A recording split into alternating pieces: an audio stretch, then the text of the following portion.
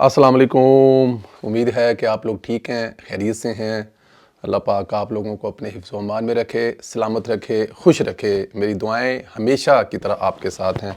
आप लोग इतवार वाला दिन जो है वो मना चुके होंगे, नाश्ते नुश्ते पाड़ चुके होंगे और अल्लाह ताला की ज़ात शायद हमारे हक़ में हर वो काम में बेहतरी होती है जिसके बारे में हम सोचते हैं, परेशान होते हैं कि ये खुदा ने क्या कर दिया। आज का दिन इतवार का दिन था, लाहौर में मौजूद थे और आज का इतवार का दिन भी लाहौर में होना चाहिए था, लेकिन नहीं, वापस आना पड़ा। बहुत सारे कुछ ऐसे मसाइल या कुछ ऐसी चीज़ों की वजह से आप सोचते ही रहते हैं कि ये कि आप तो एक प्लान लेके गए होते हैं, लेकिन क्या वो सारा कुछ प्लान के मुताबिक होता है या हुआ है, ये खुदा की ज़ात बेहतर जानती है। मेरे और आपके हक़ में बेहतर क्या है, मेरे और आपके हक़ में जो बेहतर है खुदा की ज़ात वही करे, यही मेरी दुआ है। सलामत रहें। चैनल को ज़रूर सब्सक्राइब करें, बेल आइकन को प्रेस करें और ज़्यादा से ज़्यादा व्हाट्सएप ग्रुपों में इस लिंक शेयर करें और जो आपसे राय मांगी जाए उसका इजहार ज़रूर करें। दोस्तों, पीटीआई जो है ना, हर चीज़ पे सियासत करती है। एक बात तो मैं ज़रा क्लियर कर दूं, मेरे लिए पाकिस्तान में किसी भी इंसान के साथ जुल्म या ज़्यादती हो, चाहे वो परवेज़ रशीद साहब हों, चाहे राना सनाउल्लाह साहब हों, चाहे वो अफरीदी साहब हों, शहरयार अफरीदी हों, चाहे कोई दूसरा हो, चाहे वो इंतज़ार हुसैन पंचोता हो, अगर उनके साथ ज़्यादती हुई है तो उनकी उतनी ही मज़म्मत की जाएगी जितनी परवेज़ रशीद के साथ या जितनी इंतज़ार हुसैन पंचोता के साथ। ये बात तो कन्फर्म है। किसी भी दूसरी पार्टी के साथ, किसी भी दूसरी पार्टी के मेंबर के साथ, किसी भी दूसरी पार्टी से हमदर्दी रखने के वाले साथ किसी किस्म का कोई जुल्म किया जाए और हम उस पर खुश हूँ, कम अज़ कम मैं उनमें से नहीं हूँ। मैं अपने उस इंसानियत वाले जो चैप्टर है, जो इंसानियत मेरे अंदर है या जिस इंसानियत पर मैं बिलीव करता हूँ, जिस इंसानियत पर मैं यकीन रखता हूँ, मैं उससे आगे पीछे नहीं हो सकता। ये सियासत है, रहेगी, क़यामत तक रहेगी। लेकिन आज अगर मैं अपने मुखालफ के मरने पर, अपने मुखालफ के पिटने पर, अपने मुखालफ के ऊपर होने वाले जुल्म पर खुश होऊंगा तो कल मेरी बारी भी आ सकती है। तो इसलिए मैं इंतज़ार हुसैन पंचोता के साथ उनकी हालत देखकर मेरी भी तकलीफ़ हुई, मुझे भी दुख हुए, लेकिन इसके कुछ दूसरे पहलू हैं, उस पे हम लोग ज़रूर रोशनी डालेंगे, उस पे हम लोग ज़रूर बात करेंगे। क्योंकि पाकिस्तान तहरीक इंसाफ जो है वो उनकी इंतशारी सियासत है, वो आपको पता हमेशा अरूज पे रहती है।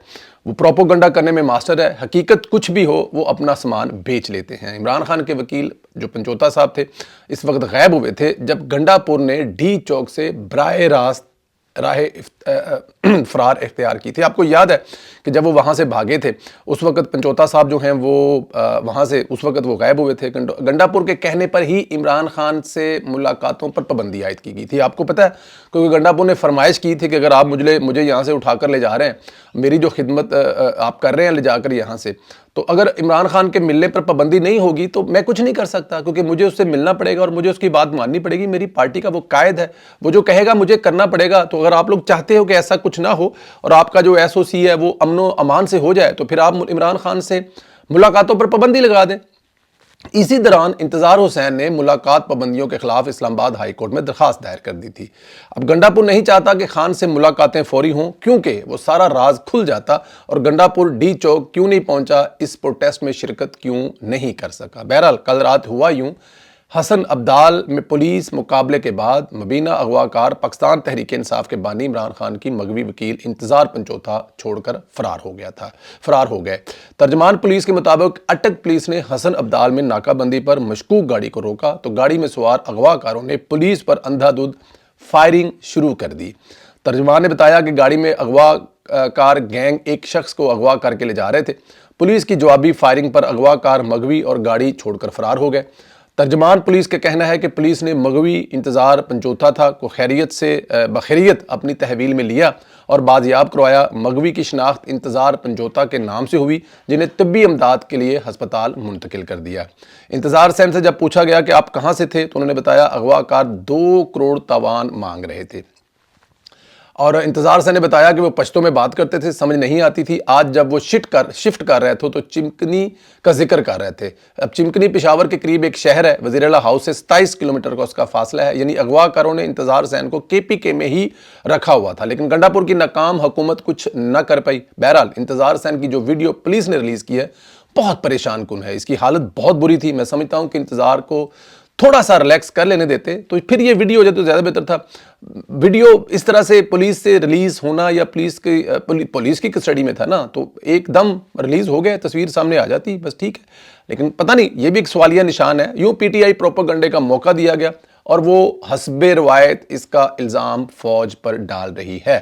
اب دیکھیں, ان ساری چیزوں کی اگر کڑیاں ملائی جائیں تو اشارے کس طرف جاتے ہیں کہ اگر وہ چمکنی کا نام لے رہے ہیں تو چمکنی کہاں ہے, پھر وہ بارڈر پر ہی یہ ہیپن کیوں ہو رہی ہے, اور دوسرا وہ جو انتظار صاحب کے جو بیانات ہیں وہ کہہ رہے ہیں کہ ان کو اغوا کیا گیا, وہ پشتو بول رہے تھے, ان کو اتنا لفظ سمجھ آیا کہ وہ چمکنی کی طرف کچھ مجھے شفٹ کر رہے ہیں, مطلب زیر اعلیٰ ہاؤس کے پاس شفٹ کر رہے ہیں.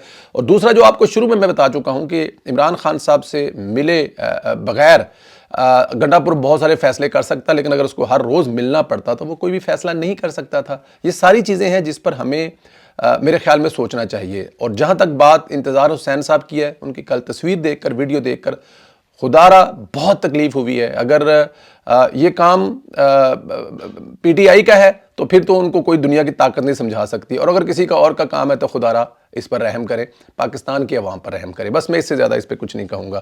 ہاں یہ بات ہے, کرے کوئی بھی, بھگتنا پاکستان کی فوج کو ہی پڑے گا, کیونکہ پاکستان تحریک انصاف ہر الٹی چیز, ہر بری چیز, ہر اس ملک میں مسائل کا جو ذمہ دار ہے وہ آپ کو پتہ ہے کن کو سمجھتی ہیں. ایک طرف پی ٹی آئی مظلوم بنی ہوئی ہے, دوسری طرف ظالم کا کردار بھی ادا کر رہی ہے. پی ٹی آئی نے پھر لندن میں قاضی فیصل پر حملہ کیا, ان کی عزت اچھالی. شہباز گل نے ایک ویڈیو ٹویٹ کی جس میں پی ٹی آئی کا ایک انتشاری قاضی صاحب اور ان کی اہلیہ جو سڑک پر چل رہے ہیں ان کو گالیاں نکالتا ہے.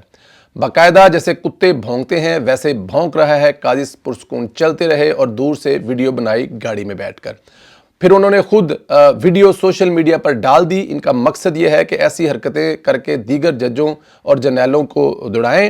ان کے ساتھ بھی یہی کریں گے اگر عمران خان کا ریلیف نہ دیا تو.